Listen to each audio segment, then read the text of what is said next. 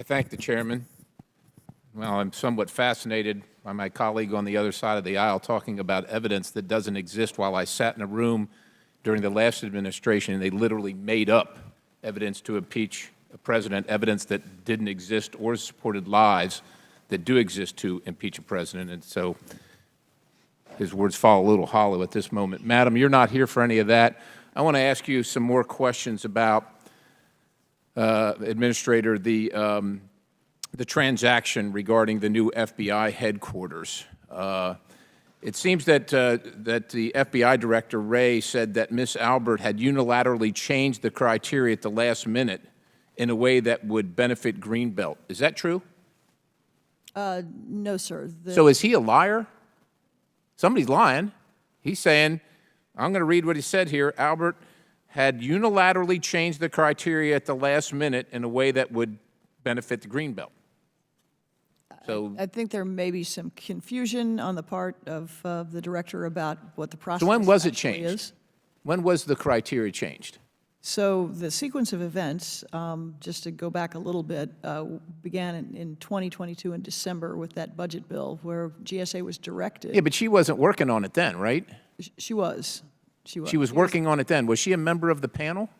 So Ms. Albert was the head of the Public Building Service. That's the Right, I top know she's the head of, but she professional. wasn't one of the conferees, as maybe you would call them, or the three individuals, Yeah, two from GSA and one from FBI that were working on the site selection. Yeah, that panel didn't meet until July. Okay. 2023. So back in December of 2022, Congress directed GSA to have consultations with both delegations in Maryland and Virginia to then consider the site selection process and then make a selection. So nothing come up with changed from that perspectives. period forward to the actual site selection? Nothing changed from the criteria? No one changed it and nothing changed? So let me just keep going with our timeline. So we had those consultations in March of 2023.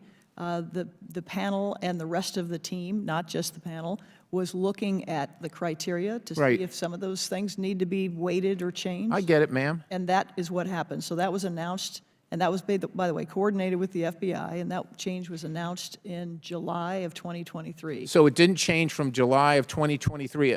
I don't mean to cut you short, but I got a limited amount of time here. It didn't change, according to you, from July of 2023 until the decision was made. Is that correct? Nothing changed? No, sir.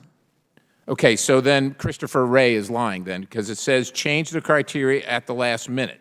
And I'm thinking the last minute seems a little bit closer than last July. I mean, Ms. Albert left GSA in October, right? Last month?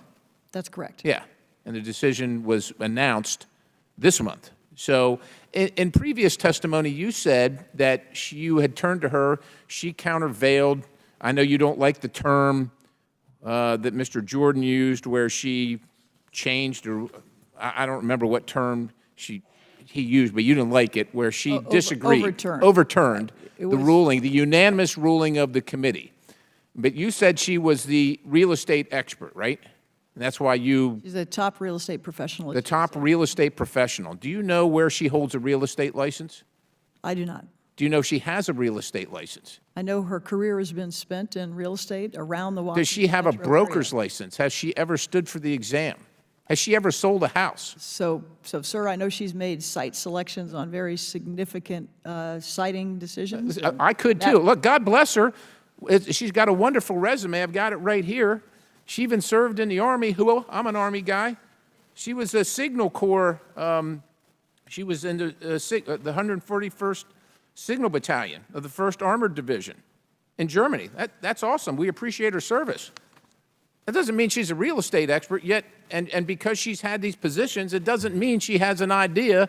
I mean, she's got an engineering background and all that stuff, but you said top real estate expert, and this is site selection of real estate.